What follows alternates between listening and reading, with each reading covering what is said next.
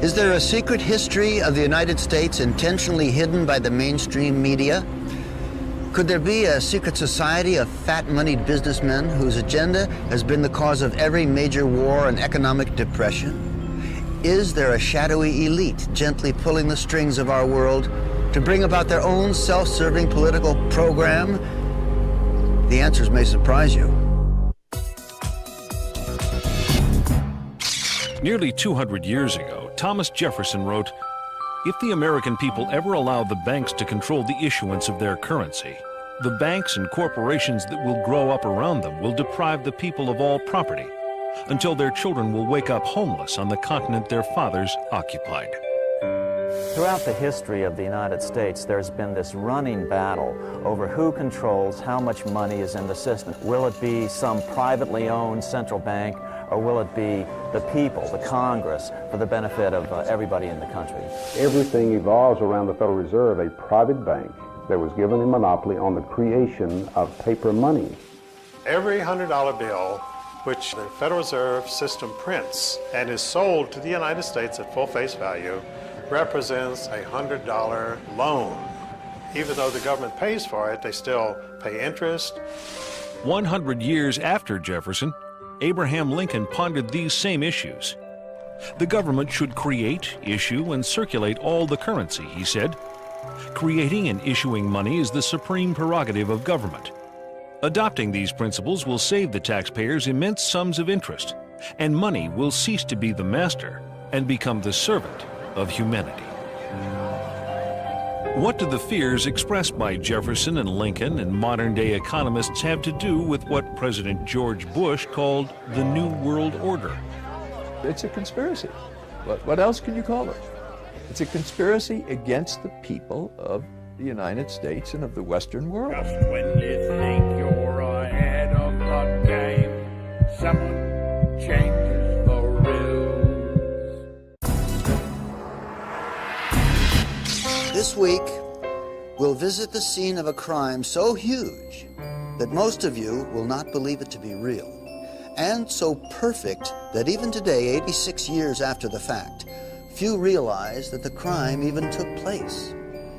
The creation of the Federal Reserve System was about more than just money. Some refer to it as the secret birth of a criminal conspiracy to rob the American middle class of its hard-earned wealth.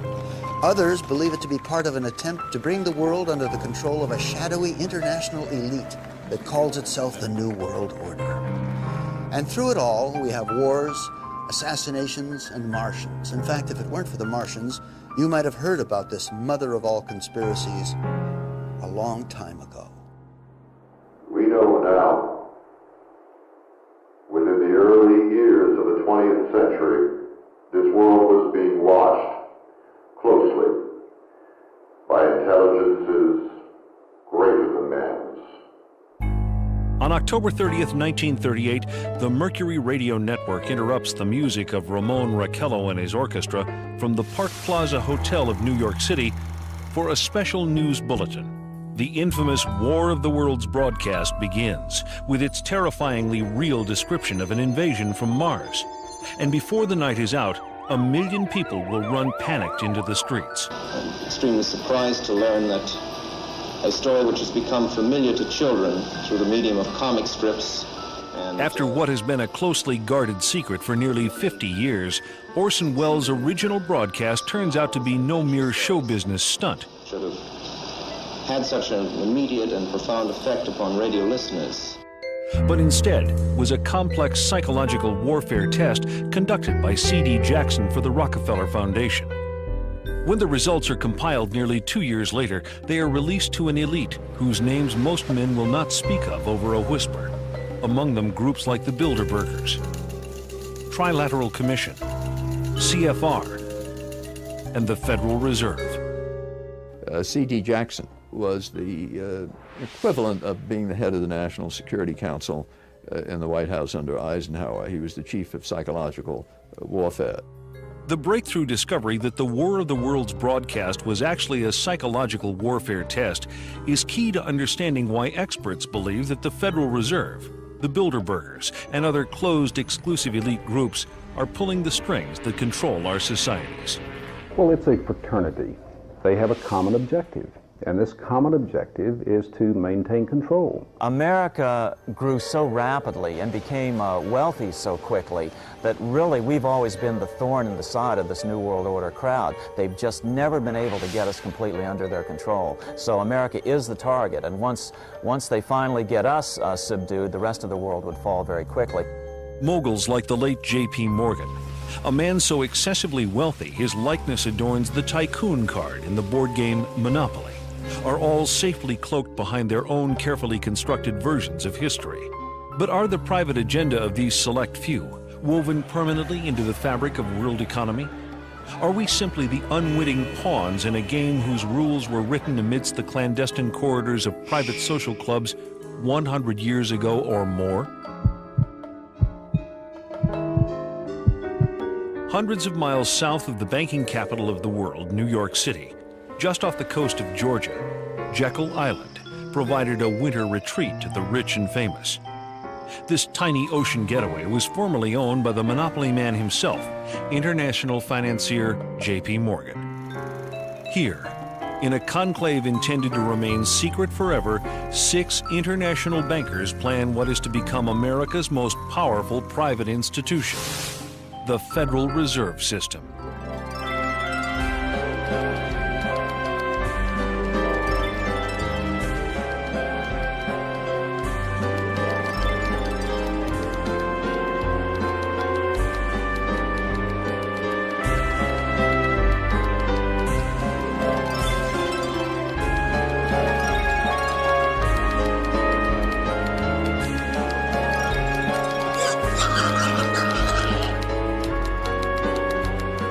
The Jekyll Island story is one of the great untold stories of the 20th century. These bankers who got together, left Hoboken in a sealed train, and the reporters were going crazy. They knew this was big.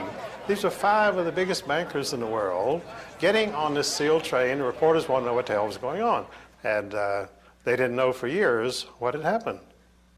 It is at the urging of the famous poet Ezra Pound that Eustace Mullins begins his own personal search for the truth about the origins of the Federal Reserve. Ezra Pound's young artists and writers, friends, were killed during World War I. Ezra wanted to know why they died. Digging book by book, row by row, in the entire economics section of the Library of Congress, I found this little magazine with the Jekyll Island story in it. When I took that to Ezra Pound, he was so thrilled. It was the biggest discovery of his life. In fact, Ezra Pound called the Jekyll Island story the biggest detective story of the 20th century. But why? Andrew Gray, grandnephew of one of the 6 men who met to plot the creation of the Federal Reserve System, scoffs at talk of secret cabals. Well, I'm asked whether the Jekyll Island meeting can be automatically classed as a conspiracy. And the answer, first of all, is that the need for secrecy does not necessarily imply conspiracy. Very important legislation of any kind cannot be drafted in public forum. Back in 1910, they called themselves the Jekyll Island Club. Collectively, members represented more than 1/6 the wealth of the entire world. So anxious were they to keep any knowledge of their meetings secure, they used code names even when talking to friends. "We're going to Jamaica," they would say. And those in the know would understand they were traveling to Jekyll Island. The immediate excuse was the money panic of 1907, which was engineered by Jacob Schiff and the Rockefellers to gain control of some corporations they were after. And so then they said, look, we've got another nationwide panic, we've got to have banking reform. The birth of the Federal Reserve System, we know, was at Jekyll Island, Georgia, in the secret meeting that took place that was attended by Senator Aldrich, who was the chairman of the banking committee, and whose son I knew, incidentally, Winthrop Aldrich, when he was chairman of the Chase Bank. The Aldrich Bill, as it was initially called, received such violent opposition from Democrats and reformers like William Jennings Bryan that despite avid lobbying by the monopoly men, the bill quickly went down to defeat. Once the Aldrich bill flopped, the bankers immediately moved to Plan B. It didn't work from trying to push it through with Republicans, so they tried to push it through with Democrats. We had, in 1912, a very popular president, a Republican named William Howard Taft. The bankers needed Woodrow Wilson to sign this act into law. He did not have much charisma. He had not a chance against William Howard Taft. Teddy Roosevelt. He was an explosion upon the political scene. Dynamic, outspoken, warm, colorful, exciting, inspiring. And under the surface was a man of ideals. You could say that J.P. Morgan really owned Theodore Roosevelt.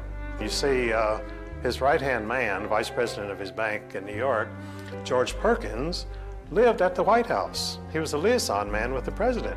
And so they drug Theodore Roosevelt out of obscure retirement. Roosevelt formed the Bull Moose Party and split the Republican Party and elected Woodrow Wilson. That's the only way they could do it. Woodrow Wilson, immediately after his inauguration, called a special session of the Congress to do away with the protective tariff, which had been the thing that had built this country. The second thing that happened was that the income tax came in. And the final thing was the creation of the Federal Reserve, which took place in December, around the Christmas holidays in 1913, that put the cap on this whole revolution. Most of the senators had gone home for the Christmas holidays. We call that in legislative circles having the skids greased. And the skids were greased and they just slid it right on through. Without much fanfare, the president signed it. It became law of the land. One of the major opponents during the Federal Reserve Act battle was Representative Charles Lindbergh from Minnesota, who, interestingly enough, was the father of aviator Lucky Lindbergh, the first guy to cross the Atlantic Ocean solo. And Lindbergh fought them tooth and nail and referred to the Federal Reserve Act as the worst legislative crime ever perpetrated in the history of the United States. And that may indeed well be true. By 1916, even President Wilson was worried. He lamented, "The growth of the nation and all our activities are in the hands of a few men." Near the end of his life, Wilson said that he had been deceived into signing the Fed into law, reportedly murmuring just before he died, "I have unwittingly ruined my government." In law, when any people meet together to plot to rob somebody, that becomes a criminal operation. It can never be anything else. Throughout its subsequent history, it can never overcome that initial criminal beginning. And that's where we are today, a criminal syndicate. That's all it is. It's all it ever has been. Did the creation of the Federal Reserve represent a takeover of the United States by shadowy international financiers? Certainly, the Fed was designed to serve somebody's interest, but whose? Not the American banking community.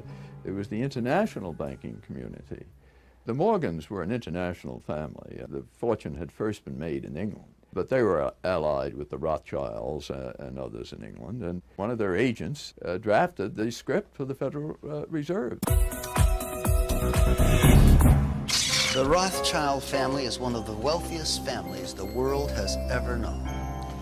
By the early 1800s, they established themselves as the most important bankers in all Europe. By the end of the 19th century, they are said to control half the wealth of the world.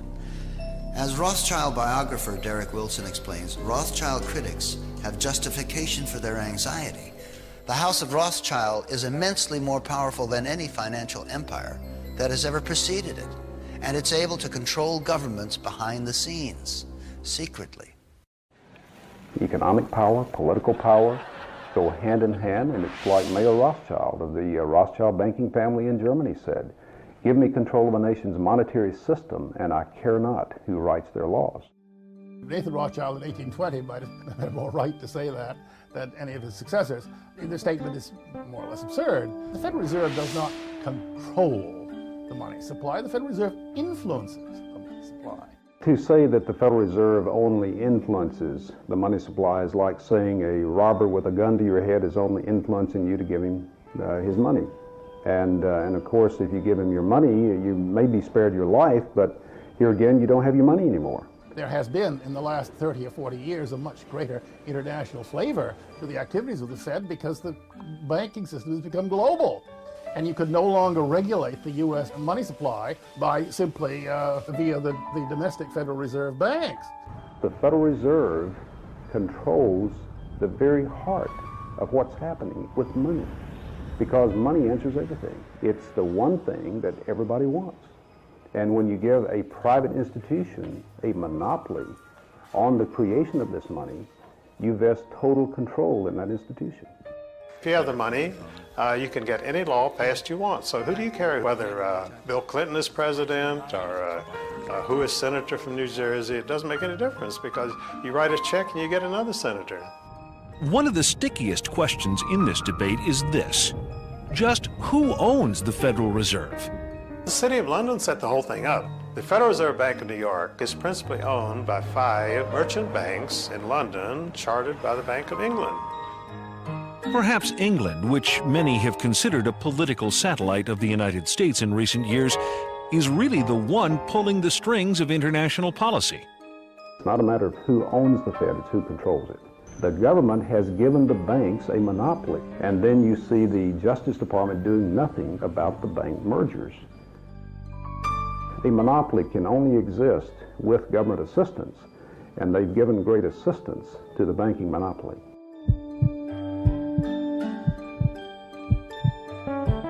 Perhaps the headiest allegation made against those who run the Federal Reserve is that they are responsible for 3 of the biggest tragedies of the 20th century: World War I, World War II, and the Great Depression. Wars are very profitable. In fact, wars are probably the most profitable thing an international banker can be involved in. So consequently, throughout the last at least 300 years of North American and European history, you see incidents of international bankers backing both sides of a conflict.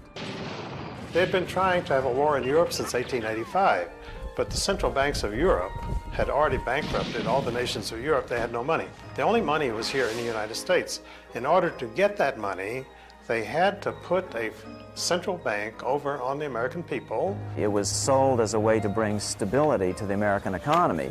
Well, what happens just a little over a decade after the passage of the Fed? We see the biggest depression of this century in any case. For the 16 months prior to the crash of '29, the Federal Reserve increased the money supply by 62%. Now, what was happening back then? Much like it's happening today. People were buying and selling, pledging and borrowing, thinking the good times would never end. And then at the time of the crash, they pulled the plug on the money supply, and the people who had pledged their stocks, their bonds, their homes, their cars, everything, they pledged their savings accounts, they lost it all. Selling guns to one adversary while making loans to another is a common way these boys make their profits during war. And when profits begin sagging, people like Jacob Schiff, Max Warburg, and J.P. Morgan knew how to build them up again. Surprise, surprise, it's a documented fact that these fellows financed Trotsky and Lenin with billions in golden credit to initiate the revolution in Russia.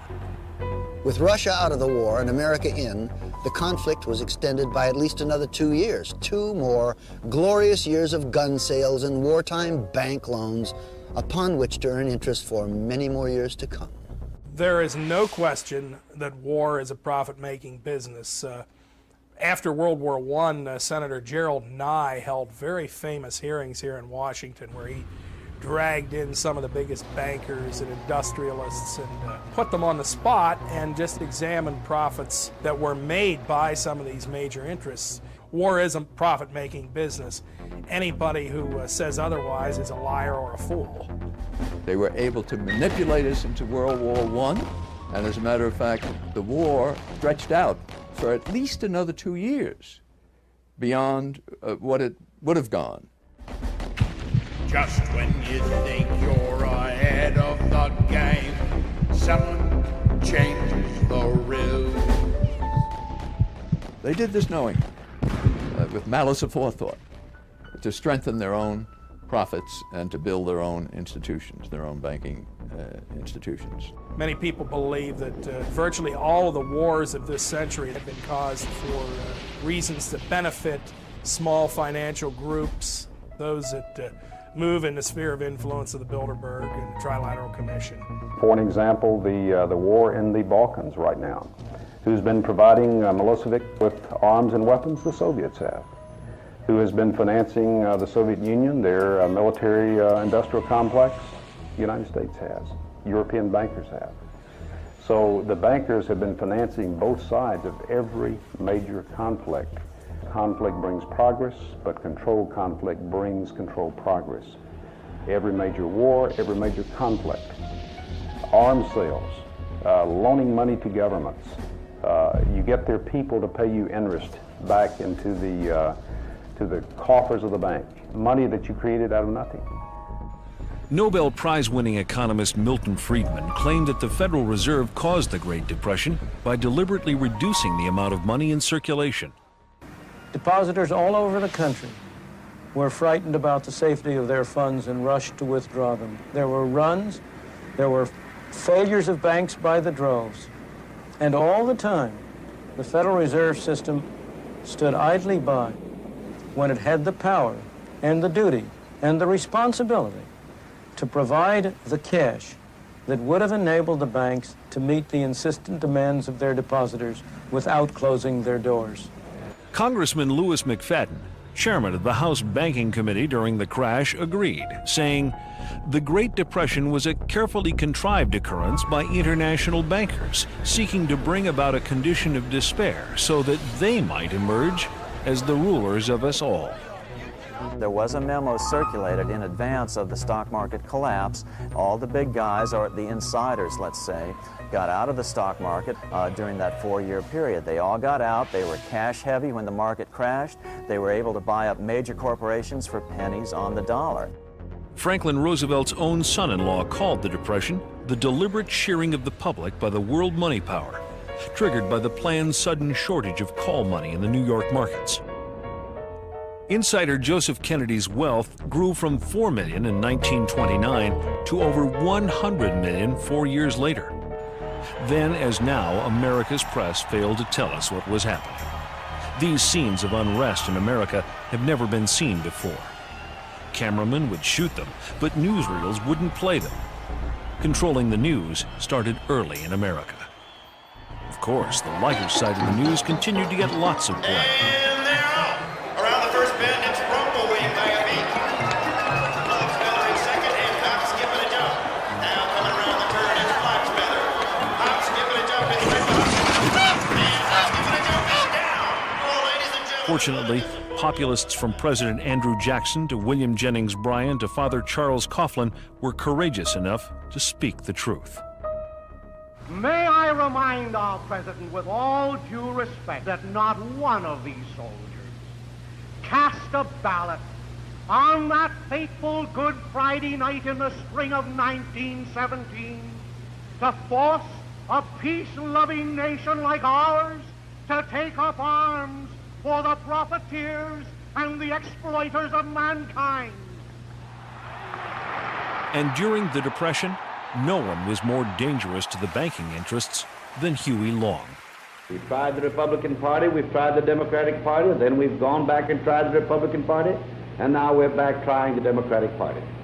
And unfortunately, whenever we get into power with either one of these parties, we find that the one crying need of our people, the redistribution of wealth, so that none will be too poor and none will be too rich, is always neglected by the party that is in power. How many men ever went to a barbecue and would let one man take off the table what's intended for 9/10 of the people to eat? The only way you'll ever be able to feed the balance of the people is to make that man come back and bring back some of that grub he ain't got no business with. But assassination as a tool of political policy was nothing new to this crowd.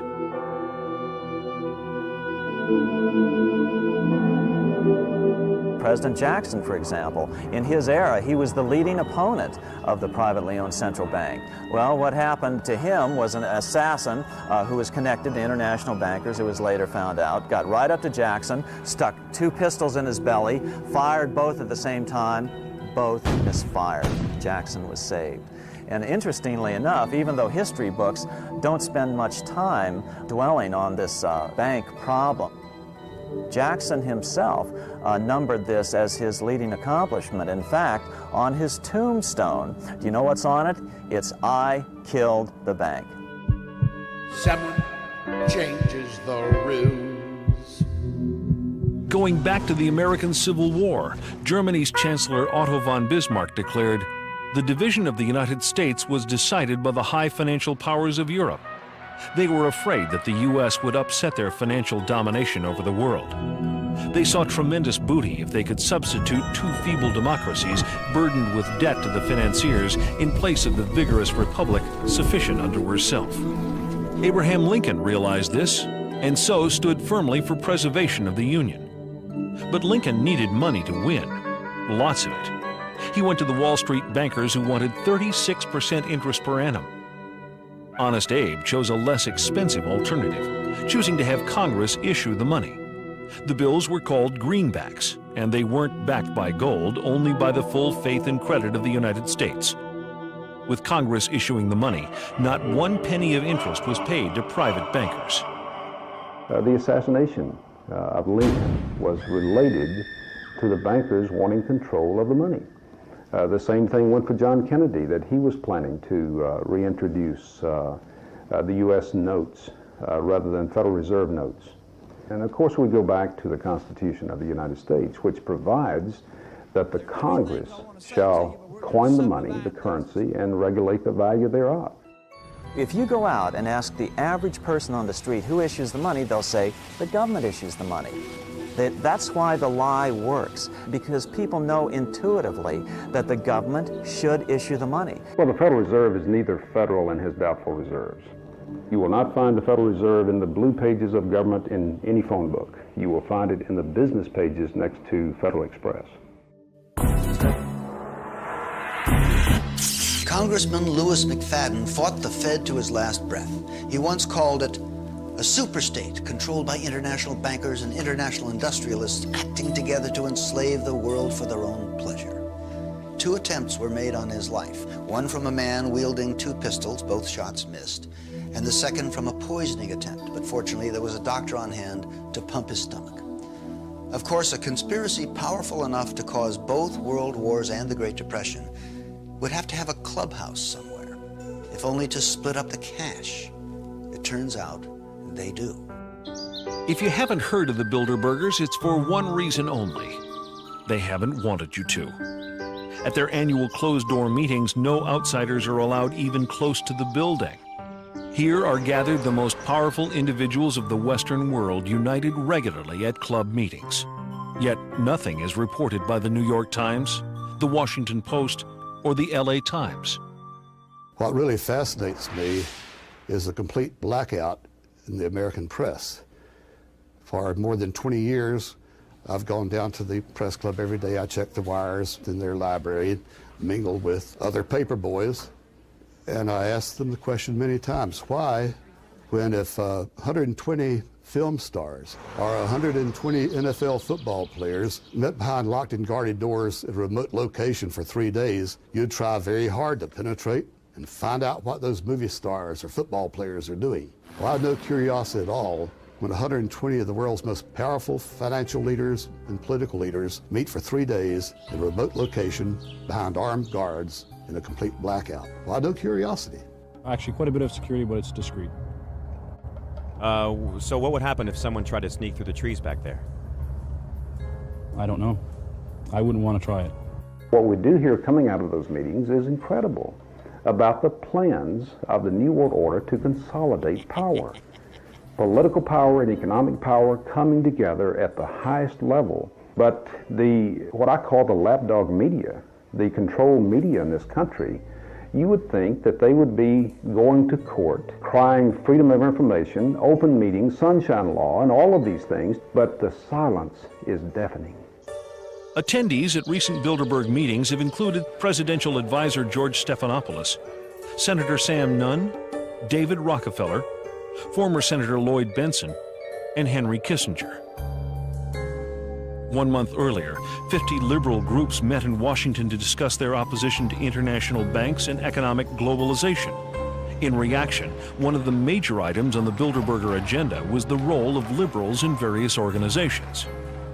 Also on the docket, the separatist movement in Canada, how fragmented Canadian provinces could be absorbed into the United States. Next, the expansion of NAFTA from Alaska to Chile, to boost corporate profits by encouraging American businesses to move to Latin American countries, where the costs of labor are low and environmental laws are not enforced. Do organizations like the Bilderbergers, the Council on Foreign Relations, and the Federal Reserve pull the strings of our lives like master puppeteers? Or are such ideas merely the paranoid ravings of conspiracy theorists? The people who call conspiracy theorists are not the conspiracy theorists themselves. We're talking about facts here. The Bilderberg Group does exist. The Federal Reserve does exist. The people who are members of the Bilderberg Group are also the people who do control the Federal Reserve. These are all facts. David Rockefeller himself thanked the media for keeping this all hushed up. If it wouldn't have been for you, then we wouldn't have been able to pursue our interests towards internationalism.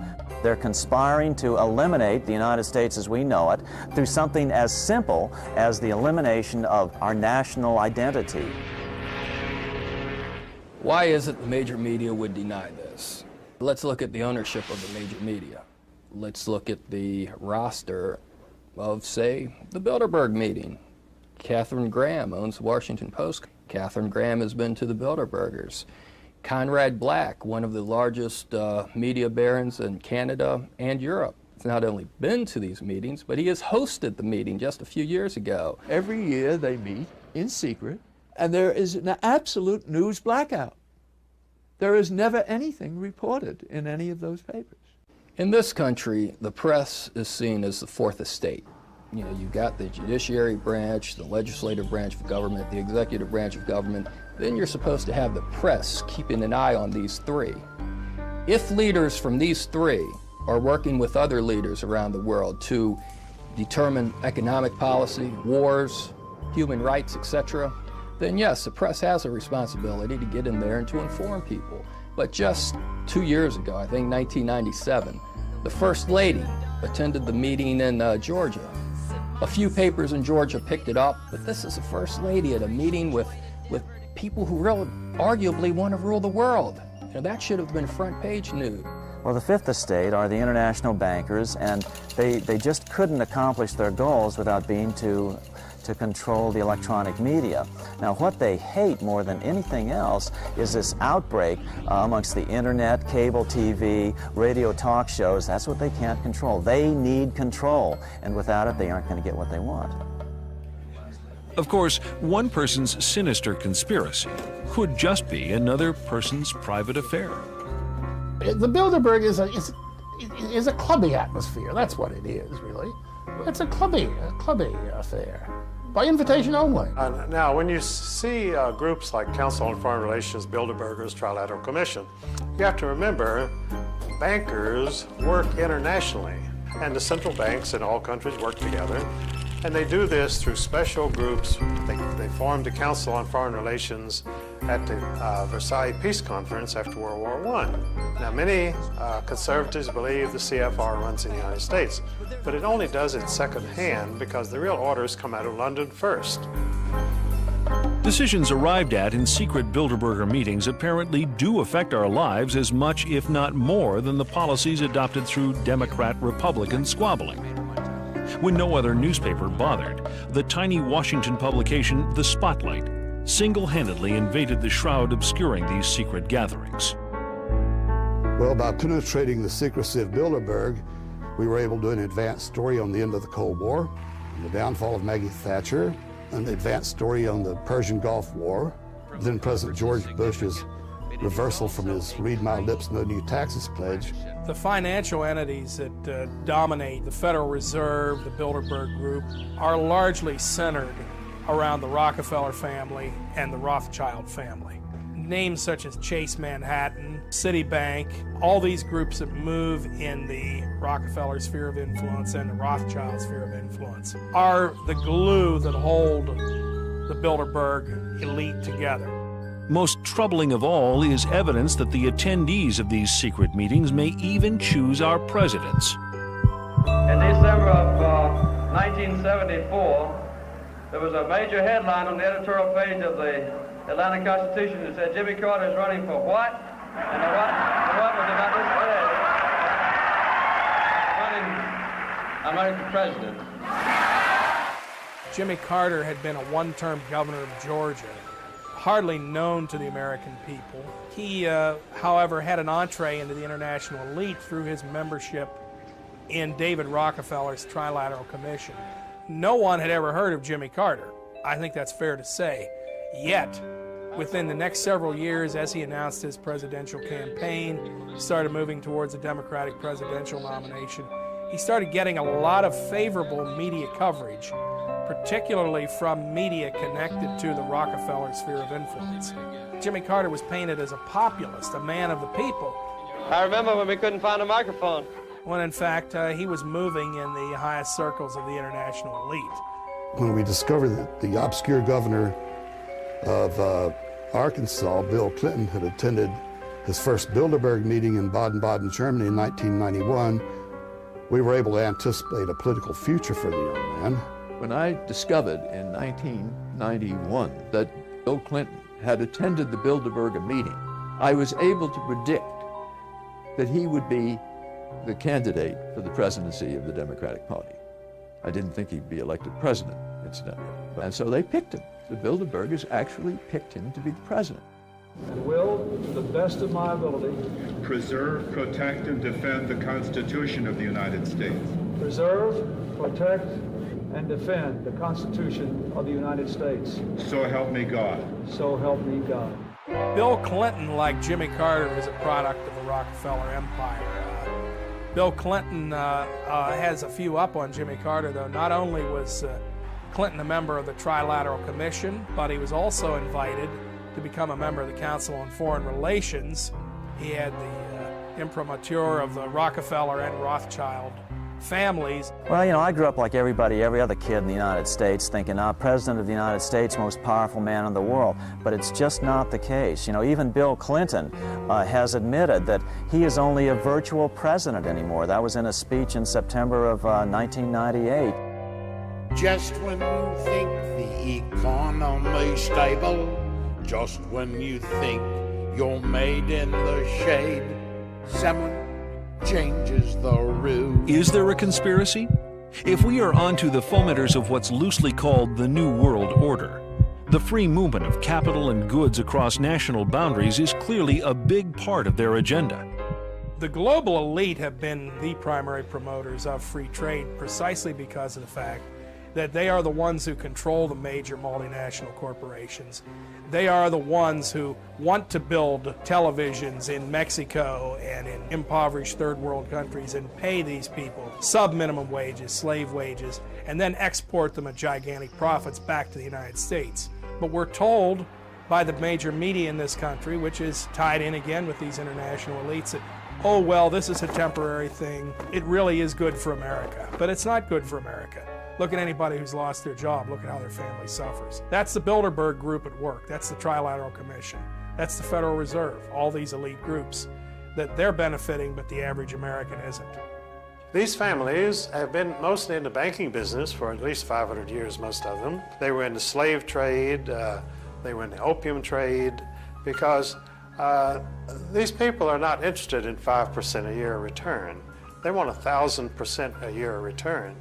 And to get into those things, you need to get into gold, slaves, drugs. That's where the big money is. Fiat currency is what we have. Fiat, meaning no thing, nothing, having no value. In other words, it's backed by the faith and credit of the person who is creating the money. If you have a private bank out here that is creating this money, then your faith is in their ability to keep the value of this currency to where everybody accepts it. We have to understand that people, not governments, not central banks, nor nation states, but people ultimately determine what money is and what money is not. It's been that way for over 5,000 years. This brings us back to our initial question. Are we citizens of a great democracy, or is something more convoluted and sinister at work? Is there anything wrong with the best and the brightest controlling our country, or potentially in the near future the entire world? Are international financiers in control of our lives? Are they masters of the universe? What's wrong with an elite ordering world events? There's a lot of things wrong with that. The American people, at least, have always been told that they control their own destiny through their elected representatives, but when you find their elected representatives behind closed doors, surrounded by armed guards who will not let the general public in, and they're making decisions that affect the future of the American people and the people of the world, then there are legitimate questions as to why this elite should be able to dictate things. The whole point of one world government is to eliminate the concept of nationalism. Now, why is eliminating nationalism bad if it would eliminate war? Well, the reason is, if old British Lord Acton's axiom, that is, absolute power tends to corrupt absolutely. If you could print $1 billion tomorrow, well, you could be a master of the universe. But you can't, because they have the monopoly. As long as they can print the money, as long as they can buy the New York Times, the Washington Post, congressmen, senators, presidents, then you can't compete against them. What have you got to offer? If you have relatively few people governing your government, you don't have a democratic government, do you? You've got a secret cabal here who is governing the United States. And not just the United States, but the governments of England and France, Germany, all the European countries, less influence in Japan, but quite a bit there too. So it's a conspiracy against the people of the United States and of the Western world. What would you call it? Are the Rockefellers and the Rothschilds and the people in their sphere of influence the masters of the universe? Let's put it this way, they want to be the masters of the universe, but there are a lot of people who don't want them to be. They create money out of nothing. What a scam. They have so much money, they don't care about money. All they care about is power. All they care about is being able to control the political situation so it goes their way. But they still have not been able to succeed in America because of the wealth and the independence and the patriotic spirit of the American middle class. That's the only thing that's holding this world from a situation of total despotism. See, if I serve you a black cup of coffee and it's 95% coffee but 5% arsenic, it's mostly coffee, but it's going to kill you in the end. What we've been doing is we've been getting a truth-error mixture of events going on around the world. Enough truth to make it seem plausible, but enough error to get you off course. A lot of it has to do with our educational systems, where we've been dumbing our kids down. And when you dumb them down, it's the cruelest form of censorship, because most of this current generation can't even read the books that these guys would be scared of. It's only fitting that we end with a quote from the man who started it all, Woodrow Wilson, a dreamer who tried to change the world for the better, but who in his final years ended up regretting many of the important accomplishments attributed to his presidency. We are controlled by a small group of dominant men, he said, of the worst ruled and most completely controlled governments in the civilized world. Is there a sinister conspiracy in control of our lives? Are there masters of the universe? If there are, I'm not one of them, nor would I want to be. Democratic societies have always been the crowning glory of human civilization, and in a democracy, the people decide, they don't have their decisions made for them. Masters of the universe, you've seen the evidence, you decide.